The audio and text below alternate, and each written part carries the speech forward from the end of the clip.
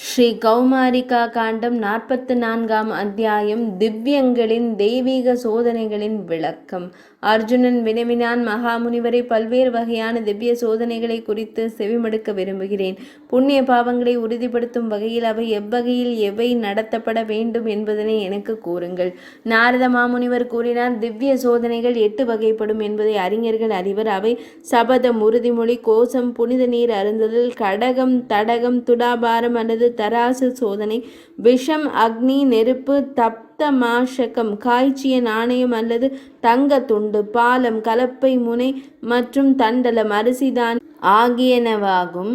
சாட்சிகள் இல்லாத விவகாரங்கள், இருவருக்கிடையேயான பரஸ்பர வாதங்கள், தேச துரோகம், பொய்யான குற்றச்சாட்டுகள், அவசரப்பட்டு செய்யப்படும் செயல்கள் போன்றவற்றில் உண்மையான குற்றவாளியை சபதங்கள் மூலம் கண்டறியலாம். உண்மையை வெளிப்படுத்துவதற்காக மகா முனிவர்களும் தேவர்களும் கூட உறுதியான சபதங்களை மேற்கொண்டிருக்கிறார்கள். ஜபனன் என்ற மன்னன் வசிஷ்டரின் முன்னிலையில் பொய்யான சபதம் செய்தான். பரத குலத்தோனே, ஓராண்டுக்குள் அவன் தன் குடும்பத்துடன் வறுமையிலும் துயரத்திலும் ஆழ்ந்தான். ஒருவன் பொய்யான சபதங்களை செய்தால் அது ஒரு பார்வையற்றவன் தன் எதிரியின் இருப்பிடத்திற்கு செல்வதை போன்றதாகும். அந்த மூடனானவன் தனக்காகவே ரௌரவ நரகத்தின் கதவுகளை திறந்து கொள்கிறான். பாவிகள் நம்மை யாரும் காண்பதில்லை என்று எண்ணுகிறார்கள், ஆனால் தேவர்கள் அவர்களை காண்கிறார்கள். அதே போல அவர்களின் உள்ளே இருக்கும் ஆன்மாவும் அந்தராத்மாவும் அவர்களை காண்கிறது. சூரியன், சந்திரன், நெருப்பு, காற்று, ஆகாயம், பூமி, நீர், இதயம், யமன், பகல், இரவு, இது சந்தியா காலங்கள், காலை மற்றும் மாலை வேளைகள் மற்றும் தர்மம் ஆகிய அனைத்தும் ஒரு மனிதனின் செயல்களை அறிகின்றன. இதை உணர்ந்து ஒருவன் உண்மையான சபதங்களை மட்டுமே மேற்கொள்ள வேண்டும். பொய்யான சபதங்களை செய்வதன் மூலம் ஒருவன் இம்மையிலும் மறுமையிலும் தன்னைத்தானே அழித்துக் கொள்கிறான். அவர் உடல் மற்றும் மனதால் தூய்மையாக இருந்து பின்வருமாறு கூற வேண்டும். இதற்கு நீங்களே சாட்சியாக இருப்பதால் நான் கூறுவதே உண்மை. இது மங்களகரமானதாகவோ அல்லது வேறு விதமாகவோ இருந்தாலும் அதன் பலனை எனக்கு அருளுங்கள். இவ்வாறு கூறிவிட்டு அவர் சூரிய தேவனின் பட்டாதித்யனின் பாதங்களை தொட வேண்டும். சத்திய பிரமாணம் செய்யும் போது ஒரு பிராமணர் புனித நூலையும் சத்திரியர் ஆயுதத்தையும் வைசியர் அதாவது தங்கள் தொழில் சார்ந்த தெய்வமான லக்ஷ்மியின் விக்கிரகம் என்பதையும் சூத்திரர் தங்கள் குருவையும் தொட வேண்டும். பொதுவாக இவர்கள் அனைவரும் தங்கள் தாய், தந்தை மற்றும் மரியாதைக்கும் வணக்கத்திற்கும் உரிய வேறு யாரையாவது தொடுவது பொருந்தும். பாண்டுவின் மைந்தனே, கோச சோதனையின் வடிவம் ஏற்கனவே அல்லது இனி உனக்கு விளக்கப்பட்டுள்ளது. பிராமணர்களை தவிர மற்ற அனைத்து வர்ணத்தினருக்கும் அரசன் கோசத்தை புனித நீர் நிரம்பிய பாத்திரம் வழங்க வேண்டும். அந்த நபர் தனது விருப்ப தெய்வத்திற்கு அபிஷேகம் செய்யப்பட்ட நீரை பருகச் செய்யப்பட வேண்டும். ஒரு நபர் அனைத்து தெய்வங்களிடமும் சமமான பாரபட்சமற்ற பக்தி கொண்டவராக இருந்தால் சூரிய தேவனின் விக்கிரகத்திற்கு அபிஷேகம் செய்யப்பட்ட நீரை பருகச் செய்ய வேண்டும். உக்கிரமான தெய்வங்களின் விஷயத்தில் அம்பு அல்லது பிற ஆயுதங்களை நீராட்டி அபிஷேகம் செய்து அல்லது உறுதியான சத்தியம் செய்த பின்னர் அத்தெய்வங்களின் அபிஷேக நீரை பருக கொடுக்க வேண்டும். கோச சோதனையின் பலன் 21 நாட்களுக்குள் வெளிப்பட வேண்டும். இனி மகா திவ்ய சோதனைகள் நடைமுறையை செவிமடுங்கள். நம்பிக்கையின் காரணமாக இந்த திவ்ய சோதனை அனைத்து சந்தேகங்களையும் நீக்கும். முன்பு பிரம்மதேவர் கூறியது என்னவென்றால், இந்த சோதனை சசிரஸ்கா மந்திரம் மற்றும் சடங்குகளுடன் கூடிய முறையில் நடத்தப்பட வேண்டும். அதே சமயம் கொடூரமான மற்றும் கடுமையான குற்றங்களில் விஷயத்தில் அசிரஸ்கா மந்திரமின்றி முறையிலும் இது தெளிவாக நடத்தப்பட வேண்டும். 4 வர்ணங்களை சேர்ந்த சான்றோர்கள் மற்றும் பிரம்மச்சாரிகளுக்கு அரசன் இதை சசிரஸ்கா முறையை நடத்தக்கூடாது. பலமாக காற்று வீசும்போது தராசு சோதனை நடத்தப்படக்கூடாது. கோடை காலத்தில் அக்னி, நெருப்பு சோதனை நடத்தப்படக்கூடாது. மத கல்வி மற்றும் மாணவர்களுக்கு கலப்பை கொழுவை ஏந்தும் சோதனை நடத்தக்கூடாது. வாயில் புண் உள்ளவர்களுக்கு அரிசி உண்ணும் சோதனையை நடத்தக்கூடாது. தொழுநோய் மற்றும் பித்த கோளாறு உள்ளவர்களுக்கும் பிராமணர்களுக்கும் விஷமருந்தும் சோதனையை நடத்தக்கூடாது. சூடான நாணயத்தை கையில் ஏந்தும் சோதனை முறையானது மற்றும் குற்றமற்றது. இச்சோதனையை எவருக்கும் நடத்தலாம். மக்கள் நோய்களால் உயிரிழக்கும் ஒரு நாட்டில் சத்தியம் செய்தல் மற்றும் கோச சோதனை, புனித நீர் அருந்துதல் ஆகியவற்றை நடத்தக்கூடாது. சிலர் அசுர மந்திரங்களை பயன்படுத்தி தெய்வீக சோதனைகளின் ஆற்றல்களை தடுத்து விடுகிறார்கள். அத்தகையவர்களை கையாளும் போது அம்மந்திரங்களின் தாக்கத்தை முறியடிக்கும் வல்லமை கொண்ட பக்தி மற்றும் நன்னெறி மிக்கவர்களை பணியில் அமர்த்த வேண்டும். தெய்வீக சோதனையை தடுப்பவர்களை கண்டறிந்த பின்னர் அக்குற்றவாளிகளை மன்னர் தனது நாட்டிலிருந்து நிரந்தரமாக வெளியேற்ற வேண்டும். ஏனெனில் அவர்கள் மக்களுக்கு முட்களை போன்றவர்கள் ஆவர். அரசன் அவற்றை எப்போதும் கண்டறிய முயல வேண்டும். உண்மையில் அவர்கள் தீய நடத்தை உள்ளவர்கள் மற்றும் திருடர்களிலேயே பெரும் திருடர்கள் ஆவர். முன்பே சில குறைகள் காணப்பட்டிருந்தாலும் அறநெறியை அறிந்தவர்களும் பெரிய செயல்களில் ஈடுபடாமல் நேர்மையான பணிகளில் இருப்பவர்களுமான நபர்களுக்கு குறைவான தீவிரத்தன்மை கொண்ட சோதனைகளையே நடத்த வேண்டும். பரத குலத்தோனே, பிறந்ததிலிருந்து ஒருபோதும் பொய் கூறாதவர்களின் வார்த்தைகளை அரசன் நம்ப வேண்டும். ஒருவரின் பக்தி மற்றும் நல்லொழுக்க பழக்கங்களை அறிந்திருந்தும் பேராசை அல்லது கோபத்தின் காரணமாக அரசன் அத்தகைய சோதனைகளை நடத்தினால் அவரே களங்கமடைகிறார். எனவே பாவம் செய்தவர்களுக்கு திவ்ய சோதனை, தெய்வீக சோதனை நடத்தப்பட வேண்டும். முதலில் தாட, துலாக்கோல், தராசு சோதனை விவரிக்கப்படுகிறது. சமமான நிலப்பரப்பின் தென்கிழக்கு பகுதியில் யாகத்திற்கு ஏற்ற மரத்தினால் ஆன 2 தூண்களை நாட்ட வேண்டும். ஒவ்வொரு தூணும் 7 முழம் ஹஸ்தம் நீளம் கொண்டதாக இருக்க வேண்டும். அதில் 2 முழம் நீளத்திற்கு அடியிலும் 5 முழம் நீளத்திற்கு மேலேயும் இருக்க வேண்டும். தூண்களுக்கு இடையிலான இடைவெளி 4 முழங்களாக இருக்க வேண்டும். தூண்களின் மீது ஒரு குறுக்கு கட்டையை கவனமாக பொருத்த வேண்டும். துலா கோலின் தண்டு அல்லது குறுக்கு கட்டை வெட்டுகளோ விரிசல்களோ இல்லாமல் இருக்க வேண்டும். அது கடினமாகவும் உறுதியாகவும் இருக்க வேண்டும். அது பின்வரும் மரங்களில் ஏதேனும் ஒன்றிலிருந்து பெறப்பட வேண்டும். கதிரம், கருங்காலி, அர்ஜுனம், மருதமரம், சிம்சுபா, சீசமரம் மற்றும் சாலம், ஆச்சா மரம். குறுக்கு கட்டையிலிருந்து 2 தூக்கிகள், தராசு தட்டுகள், தொங்கும் கயிறுகள் தொங்க விடப்பட வேண்டும். இவ்வாறு துலாக்கோல் கிழக்கு நோக்கியவாறு அமைக்கப்பட வேண்டும். அதாவது குறுக்கு கட்டையை தாங்கும் தூண்கள் தெற்கு மற்றும் வடக்கு திசைகளில் இருக்க வேண்டும். அது நிலையானதாக இருக்க வேண்டும். தேர்ந்தெடுக்கப்பட்ட இடம் மிகவும் சுத்தமானதாக இருக்க வேண்டும். துலாக்கோல் கல் தூண்களின் மீதும் அமைக்கப்படலாம். வணிகர், பொற்கொல்லர் அல்லது திறமையான பித்தளை தொழிலாளி ஆகியோரில் ஒருவரை துலாக்கோலை பிடித்து இயக்குபவராக நியமிக்க வேண்டும். அவர் நண்பர் மற்றும் எதிரி ஆகிய இருவரிடமும் பாரபட்சமின்றி நடந்து கொள்ள வேண்டும். புத்திசாலியான நீதிபதி தராசை பிடிப்பவரிடம் பின்வருமாறு அறிவிக்க வேண்டும். ஒருவர் தராசை தவறாக கையாண்டால் அவர் பிராமணரை கொன்றவருக்கோ அல்லது பெண்கள் மற்றும் குழந்தைகளை கொன்றவருக்கோ விதிக்கப்பட்ட அதே உலகங்களுக்கு நரகங்களுக்கு செல்வார். தராசின் ஒரு தட்டில் விரதம் அனுசரித்த ஒரு மனிதரை, குற்றஞ்சாட்டப்பட்டவரை அவர் நிறுத்த வேண்டும். மற்றொரு தட்டில் தூய வெண்மையான களிமண்ணை வைக்க வேண்டும். செங்கற்கள், கூழாங்கற்கள், சாம்பல், பானை ஓடுகள் மற்றும் எலும்புகள் ஆகியவற்றை அவர் தவிர்க்க வேண்டும். அவரை நிறுத்து பார்த்த பின்னர் நடுவர் அவரை கீழே இறங்க செய்ய வேண்டும். அவரது குற்றஞ்சாட்டப்பட்டவரின் தலையில் ஒரு பத்திரம், எழுத்துக்கள் பொறிக்கப்பட்ட ஓலை அல்லது தாள் வைக்கப்பட வேண்டும். அந்த பத்திரத்துடனேயே அவரும் தராசு தட்டில் நிறுத்தப்பட வேண்டும். சுயம்புவான இறைவனால் பிரம்மதேவரால் முன்னரே விதிக்கப்பட்டபடி அந்த பத்திரத்தில் பின்வரும் மந்திரம் எழுதப்பட்டிருக்க வேண்டும். துலா, தராசு எனும் தேவதையே, நீ பிரம்மனின் புதல்வி ஆவாய். தூ என்ற கணம் எடை என்பதையும் லா என்ற எழுத்து லேசான தன்மை என்பதையும் குறிப்பதாக கூறப்படுகிறது. எனவே கணம் மற்றும் லேசான தன்மை ஆகிய இரண்டையும் ஒருங்கே கொண்டிருப்பதால் நீ துலா என்று அழைக்கப்படுகிறாய். சிறப்பான தேவதையே, குற்றம் சாட்டப்பட்ட இவரை சந்தேகத்திலிருந்து விடுவிப்பாயாக.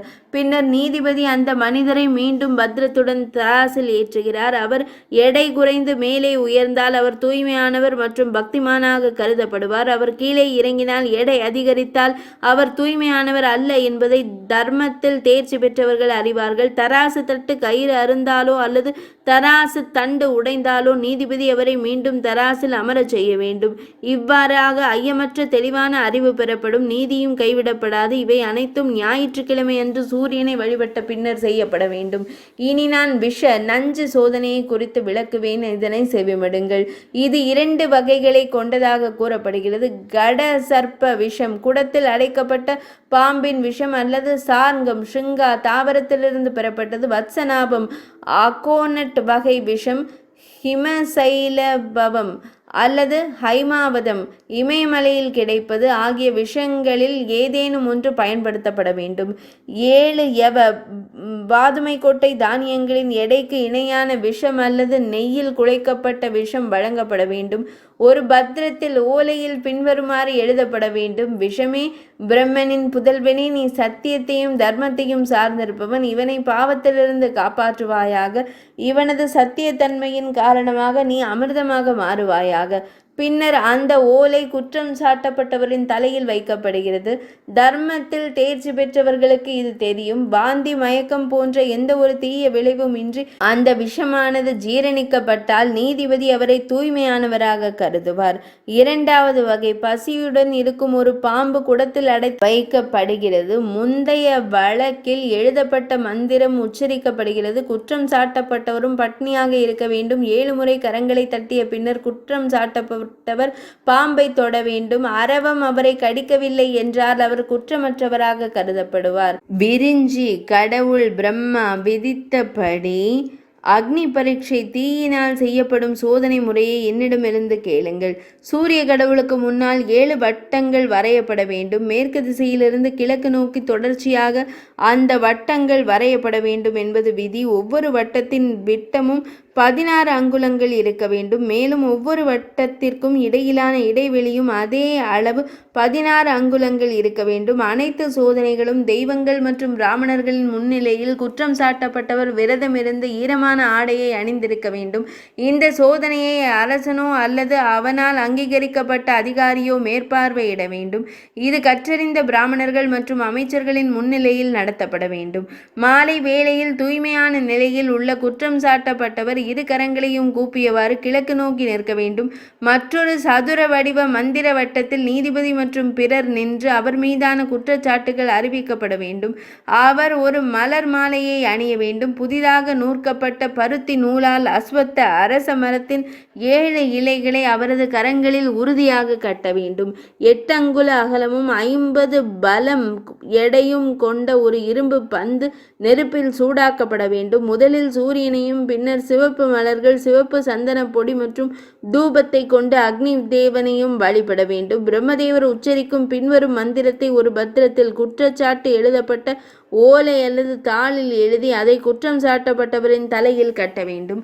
அக்னி தேவனே, நீயே 4 வேதங்களின் வடிவம். யாகங்களில் நீயே அழைக்கப்படுகிறாய். தூய்மைப்படுத்துபவனாகவும் பாவங்களை போக்குபவனாகவும் இருப்பதால் பாவகன், தூய்மைப்படுத்துபவன் என்று அழைக்கப்படுகிறாய். நீயே அனைத்து தேவர்களின் வாயாக இருக்கிறாய். பிரம்மத்தை, வேதத்தை விளக்குபவர்களின் வாயாகவும் நீயே திகழ்கிறாய். அனைத்து உயிரினங்களின் வயிற்றிலும் நீயே நிலை பெற்றுள்ளாய். எனவே நன்மை தீமைகளை நீ அறிவாய். பாவிகளுக்கு உன்னை வெளிப்படுத்துவாயாக. பாவகனே, அவர்களுக்கு நீ ஜொலிக்கும் தீப்பிழம்பாக திகழ்வாயாக. அல்லது தூய மனதுடையவர்களுக்கு வல்லமை மிக்கவனே, நீ குளிர்ச்சியாக இருப்பாயாக. பின்னர் குற்றம் சாட்டப்பட்டவர் அந்த வட்டங்களை கடந்து செல்ல வேண்டும். மெதுவாக அவற்றை கடந்த பின்னர் அவர் அந்த இரும்பு பந்தை தரையில் போட வேண்டும். அப்போது அவரது கரங்களிலிருந்து இலைகள் அகற்றப்பட்டு அவரது உள்ளங்கைகளில் அரிசி மணிகள் அழுத்தப்படும். கரங்களில் எந்த காயமும் காணப்படாவிட்டால் அவர் தூய்மையானவராகவும் நல்லொழுக்கம் மிக்கவராகவும் கருதப்படுவார்.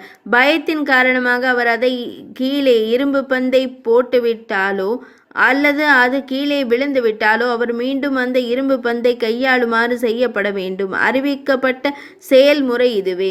இனி தப்த மாஷம், சூடாக்கப்பட்ட தங்க கட்டி என்னும் சோதனையின் முறையை விவரிக்கிறேன், செவிமடுங்கள். இரும்பு, செம்பு அல்லது களிமண்ணால் ஆன 4 அங்குல ஆழமும் 16 அங்குல சதுர அடிப்பகுதியும் கொண்ட ஒரு பாத்திரத்தில் 20 பலம் எடையுள்ள நெய் அல்லது எண்ணெயை நிரப்ப வேண்டும். அது நன்றாக சூடேறியதும் ஒரு மஷம் எடை கொண்ட தங்க கட்டி பயறு வடிவத்திலானது அதில் போடப்பட வேண்டும். அக்னி திவ்யா, நெருப்பு சோதனை தொடர்பான மந்திரம் ஒரு ஓலையில் எழுதப்பட்டு குற்றம் சாட்டப்பட்டவரின் தலையில் வைக்கப்பட வேண்டும்.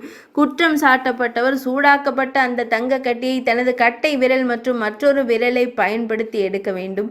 அவர் தயக்கமின்றி அதை எடுத்து கையில் கொப்பளமோ வீக்கமோ ஏற்படவில்லை என்றால் அவர் குற்றமற்றவர் என்று அறிய வேண்டும்.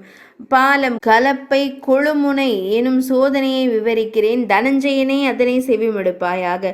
8 அங்குலத்திற்கு மிகாத நீளமும் 4 அங்குல அகலமும் 12 பலம் எடையும் கொண்ட தட்டையான இரும்பு துண்டு பாலம், கலப்பை, கொழுமுனை என்று அழைக்கப்படுகிறது. அக்னி திவ்யாவின் போது குறிப்பிடப்பட்ட மந்திரம் ஓலையில் எழுதப்பட்டு குற்றம் சாட்டப்பட்டவரின் தலையில் வைக்கப்பட வேண்டும். குற்றம் சாட்டப்பட்டவர் சூடாக்கப்பட்ட அந்த இரும்பு தகட்டில் 6 அங்குல பகுதியை 3 முறை ஸ்மிருதி சந்திரிகாவின் படி ஒரு முறை நக்கி தன் நாக்கை மீண்டும் உள்ளே இழுக்க வேண்டும். நாக்கை சுத்தம் செய்வதற்கான சிறந்த வழியாக பசுவின் பால் கொடுக்கப்படுகிறது. பின்னர் நாக்கு பரிசோதிக்கப்படுகிறது. அது எரிந்திருந்தால் குற்றம் சாட்டப்பட்டவர் விடுவிக்கப்பட மாட்டார். அது சுத்தமாக இருந்தால் அவர் குற்றமற்றவர் என்று புரிந்து கொள்ள வேண்டும். இனி தண்டுலம் அரிசி தானியங்கள் எனும் பழமையான சோதனை முறையை குறிப்பிடுகிறேன். அரிசி தானியங்களை கொண்டு செய்யப்படும் இந்த சோதனை திருட்டு வழக்குகளில் மட்டுமே நடத்தப்பட வேண்டும், மற்ற வழக்குகளில் அல்ல. அரிசி தானியங்கள் இரவு முழுவதும் நீரில் ஊற வைக்கப்படுகின்றன. காலையில் அவை மென்று உண்பதற்காக கொடுக்கப்பட வேண்டும். கிழக்கு நோக்கி அமர்ந்த அரசமரம், பிப்பலம் அல்லது பூர்ஜ மரத்தின் இலையில் குற்றச்சாட்டுகள் எழுதப்பட வேண்டும். வேறு எந்த மரத்தின் இலையும் பயன்படுத்தலாகாது. உமி நீக்கப்பட்ட அரிசி சுத்திகரிக்கப்பட வேண்டும். அதை ஒரு மண்கலயத்தில் இட்டு குற்றம் சாட்டப்பட்டவரை சூரிய பகவானின் முன் அமர வைக்க வேண்டும். அந்த தூய அரிசி பின்வரும் மந்திரத்தை கொண்டு முறைப்படி புனிதப்படுத்த வேண்டும். மனிதர்களை சுத்திகரிக்கும் அல்லது சோதிக்கும் சாதனமாக தர்மத்தின் சிறந்தவர்களால் நீ கையாளப்படுகிறாய், நீ போற்றப்படுகிறாய். அரிசி மணியே, உண்மையின் மூலமாகவும் தர்மத்தின் மூலமாகவும் எங்களை காப்பாற்றுவது உனக்கு கடமையாகும். பின்னர் அது மெல்லுவதற்காக குற்றம் சாட்டப்பட்டவரிடம் கொடுக்கப்படுகிறது. அவர் கிழக்கு நோக்கி அமர்ந்த அந்த அரிசியை உமிழ்வார். சூரியனை நோக்கி அமர்ந்திருக்கும் போது உமிழப்பட்ட அந்த அரிசியில் இரத்தம் காணப்பட்டால் அவர் குற்றவாளி என்று அறிவிக்கப்படுவார். குருகுலத்தின் வாரிசை, இவ்வாறு குற்றம் சாட்டப்பட்டவரின் குற்றத்தன்மையை அல்லது நிரபராதி தன்மையை அறிய பட்டாதித்யன் சூரியன் முன்னிலையில் 8 வகையான தெய்வீக சோதனைகள் நடத்தப்படுகின்றன. அதே போல மரபில் தேர்ச்சி பெற்றவர்கள் நீர் சார்ந்த 2 வகைகளை தெய்வீக சோதனைகளை குறிப்பிடுகின்றனர். ஒன்று ஜலஹஸ்தம் என்றும் மற்றொன்று மஜ்ஜனம் என்றும் அழைக்கப்படுகிறது. ஒரு வலிமையான நபர் அம்பு ஒன்றை எய்து பின்னர் அதை திரும்ப எடுத்து வருவதற்கு எவ்வளவு நேரம் ஆகிறதோ அந்த நேரம் கணக்கிடப்படுகிறது. குற்றம் சாட்டப்பட்டவர் அவ்வளவு நேரம் நீருக்கு அடியில் அமிழ்த்தி பிடிக்கப்படுகிறார். அவர் உயிருடன் இருந்தால் குற்றமற்றவர் என்று அறிவிக்கப்படுவார். இத்தகைய சிறப்பு வாய்ந்தது பட்டாதித்யனின் இந்த தலம். பரத குலத்தோனே, பானுவின் சூரியனின் அருளாலும் எனது முயற்சியாலும் இந்த பூமியில் நிகழ்ந்தது. திவ்யா தெய்வீக சோதனை முறை குறித்த குறிப்பு. திவ்யா அல்லது தெய்வீக சோதனை என்பது மனித அளவிலான சான்றுகளால் தீர்மானிக்க முடியாத அல்லது தீர்மானிக்க கூடாத விஷயங்களை தீர்மானிக்கும் ஒரு முறையாகும். திவ்ய தத்துவம் என்று இது குறிப்பிடப்படுகிறது. இது பண்டைய மக்களால் ஐரோப்பியர்கள் உள்பட பின்பற்றப்பட்ட ஒரு பகுத்தறிவிற்கு ஒவ்வாத நீதி வழங்கும் முறையாகும். மனித அளவிலான சான்றுகளோ அல்லது சூழ்நிலை சான்றுகளோ கிடைக்காத சூழலில் மட்டுமே இம்முறை நாடப்பட்டது. திவ்யா குறித்த மிக தொன்மையான குறிப்பு சாந்தோக்கிய உபநிடதத்தில் காணப்படுகிறது. இன்றும் பின்தங்கிய நாடோடி இனங்களில் இது நடைமுறைப்படுத்தப்பட்டு இருப்பதாக தகவல்கள் உள்ளன. பண்டைய நீதி வழங்கும் முறையின் ஒரு பகுதியான இம்முறைக்கும் இந்த புராணத்திற்கும் உள்ள தொடர்பு என்னவென்றால், இதன் முக்கியத்துவத்தை வலியுறுத்தும் நோக்கில் பட்டாதித்யன் சூரியன் முன்னிலையில் இச்சோதனை நிகழ்த்தப்படுவதாக இதில் குறிப்பிடப்பட்டுள்ளது. இந்த புராணத்தில் கூறப்பட்டுள்ள சோதனை நடைமுறைகளுக்கும் ஸ்மிருதி நூல்களில் விவரிக்கப்பட்ட நடைமுறைகளுக்கும் இடையே சில விவர வேறுபாடுகள் உள்ளன. 44ஆம் அத்தியாயம் இனிதே நிறைவடைந்தது.